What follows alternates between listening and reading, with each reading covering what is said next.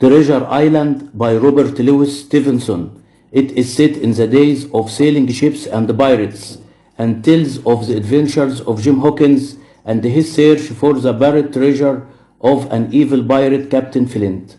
The story begins at the Admiral Benbow, the inn that belongs to Jim Hawkins' parents.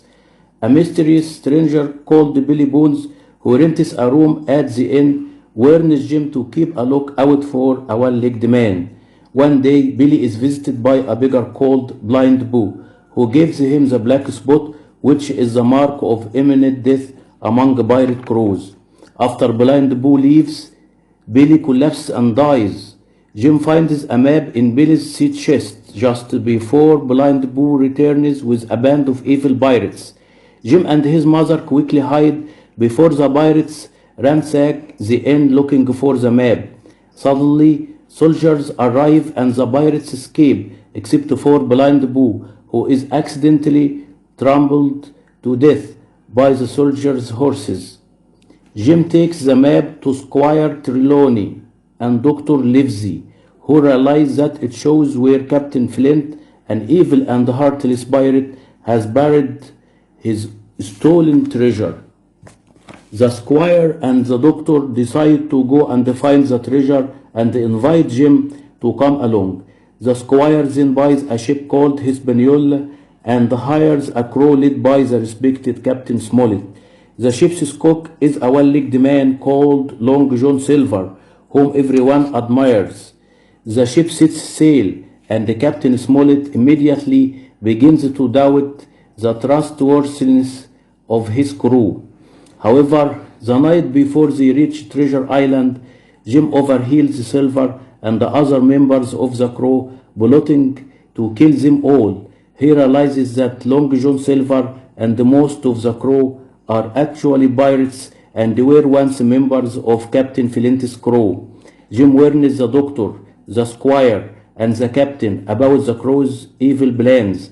The captain sends most of the pirates ashore, and Jim decides at the last moment to go ashore with them.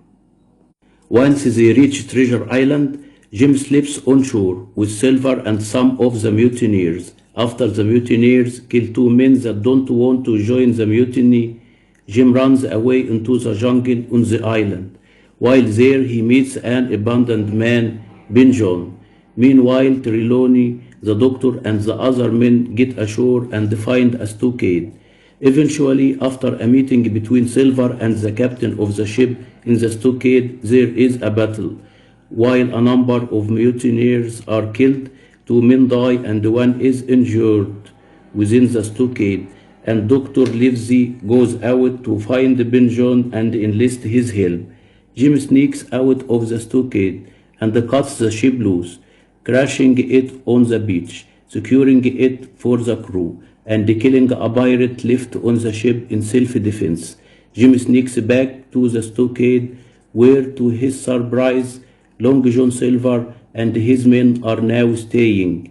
Silver prevents Jim's immediate death and explains that the captain and Dr. Livesey agreed to give up the map and the stockade for free passage. The next morning, Silver and the other pirates take Jim with them as a hostage and go out to follow the treasure map. But when they find the place where the treasure should be, there is nothing. The pirates realize now why Smollett and his men were willing to hand over the treasure map, because it was worthless. Now that they have lost both the treasure and the ship, the remaining pirates turn against Long John Silver. They are about to attack him when three of them are shot dead by Dr. Livesey, Ben John, and another of the honest sailors. They all stayed behind to rescue both Jim and Long John Silver, since Silver did help to protect Jim from the other pirates back at the stockade. It turns out that Ben John actually found and re-hid the treasure months before. After abandoning the remaining mutineers on the island, John, Jim, and the others take the treasure on board the Hispaniola and set sail for home.